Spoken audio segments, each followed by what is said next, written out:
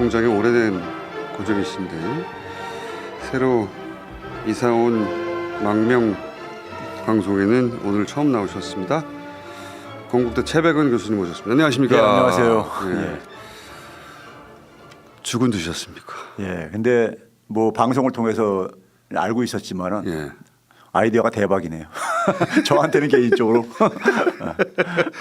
왜냐면 제가 아침 방송 할 때마다 그 생각을 했거든요. 아, 예. 그러니까 아주 그냥 아이디어가 좋았어요. 예.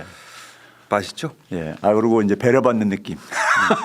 본인 숟가락. 예. 자, 겸죽 드셨고 예. 이 판에서는 겸죽을 먹은 사람과 안 먹은 사람으로 나뉘게 되는 겁니다. 앞으로. 아, 예. 자, 오늘 어떤 내용입니까?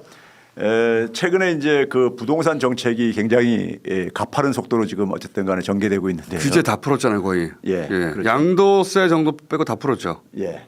그래가지고 이거를 이해를 하는 좀 시간을 좀 가지고 싶어가지고 왜 이렇게 됐느냐. 예. 그렇죠. 이제 그래서 이제 가는데 우리 공장장께서는 그 우리나라에서 제일 힘이 센 게 뭐라고 생각하세요? 대통령이라고 하려고 했는데 그게 아닌가 보죠. 예, 그렇죠. 뭐 대통령보다는 사실은 저는 이제 돈이라고 생각해요. 아, 돈이요. 그렇죠. 그러니까 여러분 시장으로 권력이 넘어갔다는 오래전에 그런 얘기들도 있고 이제 얘기도 있잖아요. 예. 근데 이제 돈은 이제 그러니까 어디서 만들어지는가? 돈이 이제 그러니까 제일 많이 이제 그러니까 우리가 만들어지는 곳이 사실은 거기에 그러니까 많은 이권이 그러니까 개입됐겠죠. 개입될 수밖에 없고 그러거든요. 소위 말해서 이제 그게 카르텔이. 부동산이다. 예, 아, 그렇죠. 우리나라에선. 예. 아하. 예. PPT 자료도 가지고 오셨네. 예, 저 작가가 그 하길래 교수님 키보드로 키보드로 해야 되는 겁니다. 넘기셔야 된다고 합니다. 예. 아니 이제 노트북 모니터를 치시면 안 되고 그렇죠. 자, 우리가 이제 돈을 일반 사람들이 돈을 접하는 거는 이제 경제 활동. 잠깐만요. 예. 이제 모니터를 치셔서 넘어가는 건 패드가 그렇고요. 예. 노트북은 키보드를 쳐야 넘어갑니다. 아, 그렇습니까?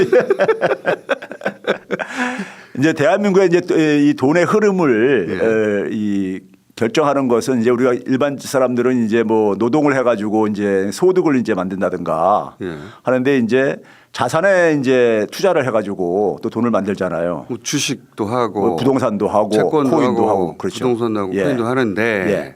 근데 소득과 자산을 우리가 통해서 일반적인 돈의 흐름을 되게 이제 알 수가 있는데 최근 우리가 2년 그러니까 팬데믹 코로나 팬데믹 기간 2년 동안에요. 2019년 말 대비 2021년 말까지 한 2년간에 돈들이 엄청 풀렸잖아요. 예. 그 돈들이 어디로 갔는가 이게 좀 궁금하지 않아요. 이거는 전 세계적으로 비슷한 양상이던데. 그렇죠. 예. 부동산으로 그런데 많이 이제 갔는데. 한국적인 좀 차이가 있는데요. 예. 예를 들어서 이제 그러니까는 국가 전체적으로 보게 되면은 소득에서 2년 동안에 이제 그러니까 만들어진 돈이 103조 원 정도였었는데 그런데 자산 그것도 이제 부채를 뺀 순자산은 3,239조 원이 만들어졌어요.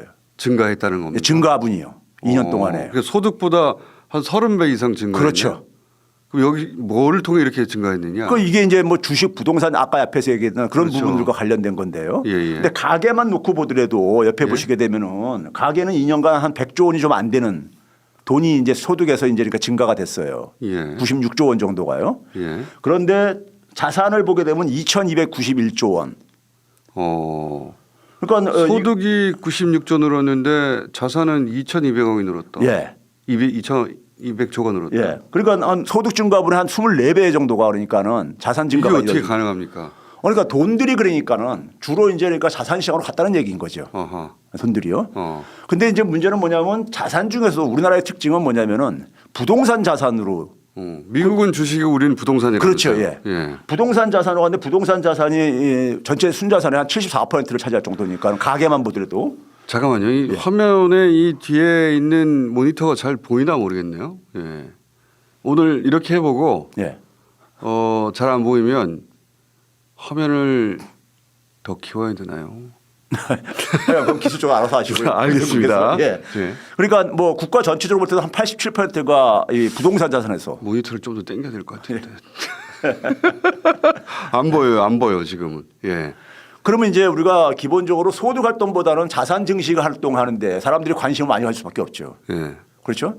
그러니까 뭐 땀 흘려 일하는 것보다는 예. 자산 증식에 그러니까 모두가 올인할 수밖에 없는데 특히 우리나라는 부동산에 올인을 할 수밖에 없는 구조라 이거예요.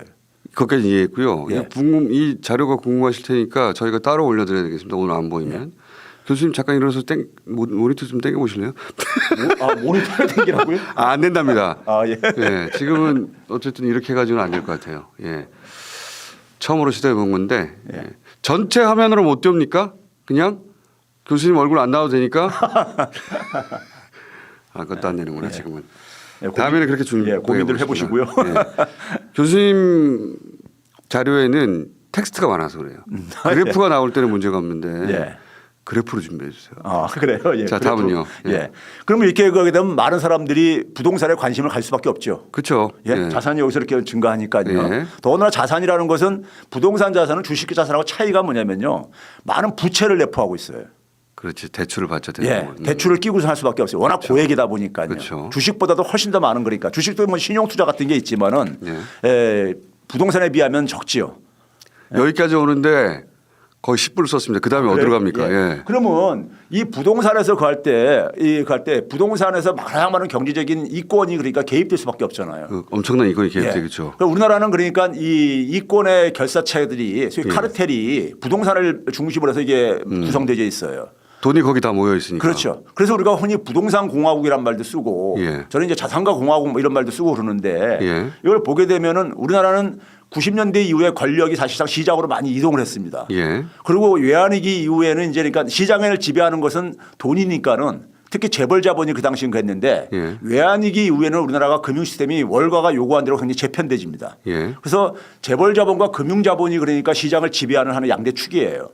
예? 양대 축인데 이들을 중심으로 해가지고 근데 재벌 자본들을 쓰게 이 건설회사가 다 끼고 있잖아요. 한두 예. 개씩 이상은요. 그렇죠? 예. 재벌 건설사들이죠. 예, 이게 이제 부동산을 매개로 해서 부동산은 또 그다음에 금융하고 밀접한 관계가 있잖아요. 대출도 대출에 연결되죠. 대하고 금융의 굉장히 중요한 장사 상품이니까요. 프로젝트 파이낸싱도 해야 예. 되고. 예. 그러면 이걸 매개로 해가지고 우리나라의 소위 말해서 힘 있는 조직이라든가 공적인 조직이든 사적인 조직이든 간에 여기 다 이제 결합될 수밖에 없어요. 언론도 마찬가지입니다. 그렇죠. 건설사들이 보유한 언론사가 10개가 넘어요. 그래서 우리가 흔히 이제 시중에 모피아라는 말이 있죠. 예. 소위 말해서 이제 기재부 인재니까는 이 기재부가 굉장히 막강한 조직이거든요. 공적인 조직에서요.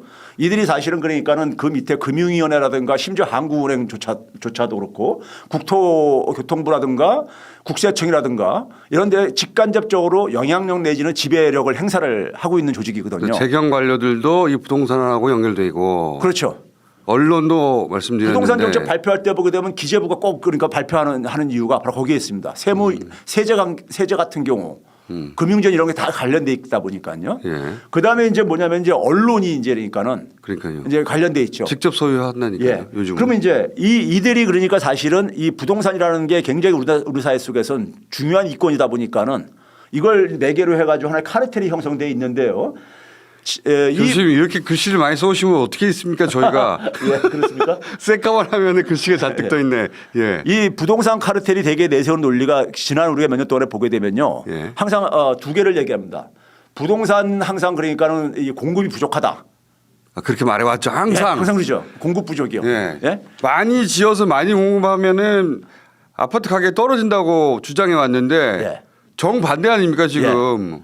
공급이 부족하다고 하면서 공급을 장려하기 위한 각종 정책들이 쏟아져 나오죠. 그렇죠. 예. 그리고 이제 뭐냐면 아파트는 그 가구 수보다 많아요 이제. 예. 집을 그러니까 또 소유 못하는 임차를 하시는 분들에 의해서는 그것도 마찬가지로 공공임대보다는 민간임대를 굉장히 강조를 하죠. 그렇죠. 민간 예. 얘기하죠. 그게 왜 그러냐면 그게 바로 이제 건설 자본과 이제 이익과 밀접한 관련이 그렇죠. 있는 거예요. 그걸 위해서 규제 완화도 하고 세제 금융 지원 이런 것들이 막 쏟아지죠. 최근에 지금 쏟아지는 것들 한번 봐보세요. 다 이것들입니다. 그렇죠? 쏟아지게 되면은 그러면 이제 그러니까 우리가 소위 말해서 이 부족하다 그러니까는 시장에 공급이 부족하다 그러니까 가격이 이제 사람들이 이제니까요. 가격이 올라갈까 봐 뛰어들 게 아닙니까? 그렇죠. 그래서 가격이 지금 사야 된다. 지금 사야 된다. 수요가 이제 폭등하게 되고 그러면 이제 가격이 과도하게 이제 막 올라가져요. 예? 사람들이 많이 뛰어드니까요. 왜냐하면 불안감을 계속 자극하니까요. 그렇죠. 지금 해야 된다. 그렇죠. 영끌 해야 된다.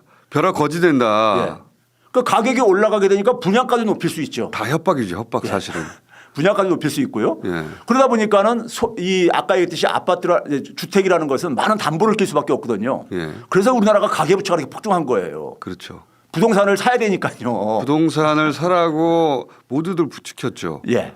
거의 모든 언론사들이 다 부추겼어요. 예. 그때 영끌 주장했던 사람들 지금 어떻게 책임지려고 책임 안 져주죠, 근데.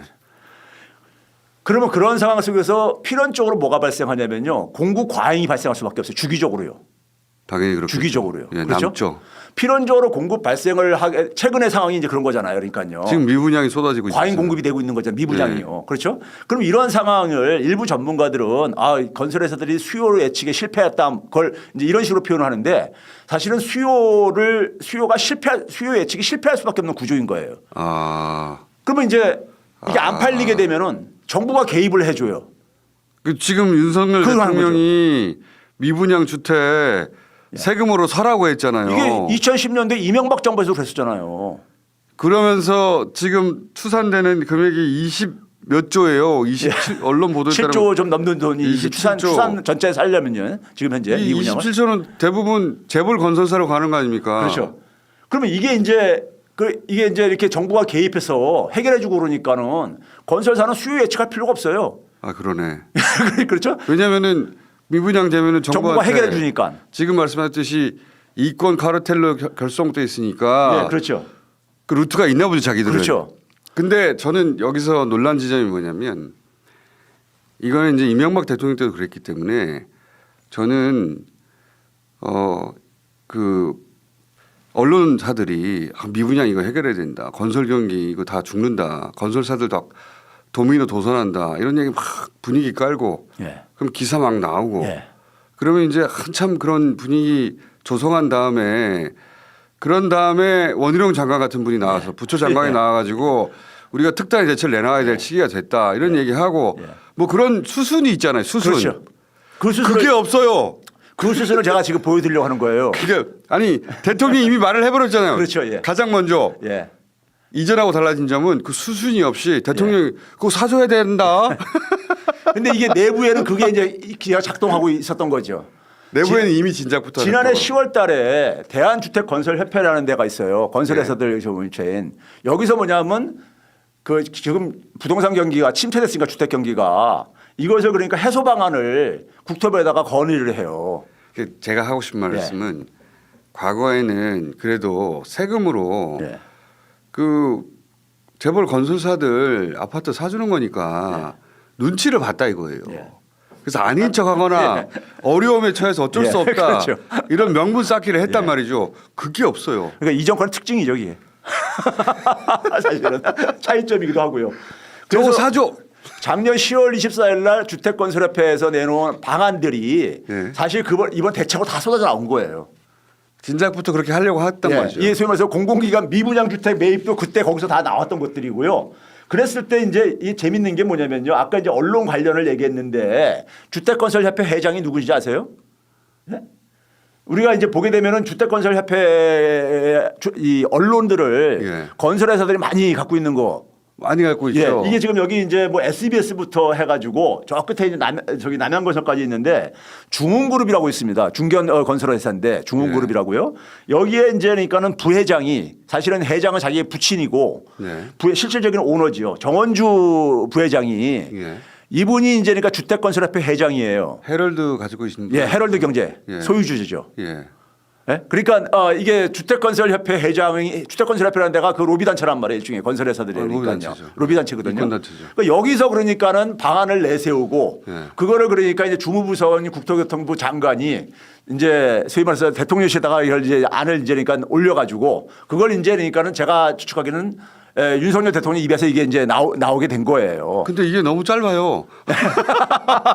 그 단계가 중간 필터링이 없이 이거 사줘야 되겠네. 대통령이 너무 쉽게 27조 규모의 돈에 대한 이야기를 사실은 이유가 없지 않습니까? 지금 시장 예측에 실패했다고 봐도 이유가 없는 것이고 재벌들 상품인데 그거 사줘라.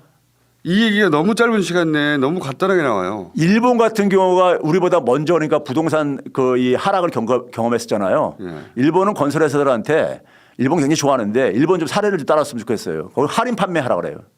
그렇지. 예, 그게 정상이죠. 그렇죠. 안 팔리면은 미분양이면 가격을 깎아야지. 가격을 깎았어요. 그걸 왜 정부가 사줘요? 가격 예. 깎으라고 해야지. 그게 정상인 거죠. 그건 정상. 예. 맞죠? 아니 그러니까 자동차 안 팔리면 자동차도 사줄 거냐고요. 예? 아니 그러니까 거꾸로 예. 아파트가 화랑일 때, 예. 경기가 화랑일 때 그거 남은 거 국민한테 나눠주지 않았잖아요. 그렇죠. 재벌사들. 그러니까요. 제 말이 그 말입니다. 돈 남을 때는 자기들이 예. 다 먹었잖아요. 예. 근데 자기들이 힘드니까 세금으로 사달라는 거잖아요. 예. 사달라고 요구는 할 수는 있어요. 예. 근데 그걸 너무 쉽게 받아주는 거 아닙니까? 그렇죠. 대통령이 직접 나서서 예. 실제 이렇게 할지 아닐지 아직 진행이 안 돼서 모르겠는데 그렇게 말을 해버렸잖아요. 예. 교수님? 예. 오늘 첫 시간이니까 여기까지만 아, 하고요. 그렇습니까? 예. 진짜 이번 대책에 대한 이것을 좀 알릴 필요가 있는데. 바로 또 모시겠습니다. 아, 예. 부동산 얘기 중요하니까. 예, 오늘 그리고 뭐첫 이동관 방송 이 저기 스튜디오에서 한 걸로 만족하겠습니다.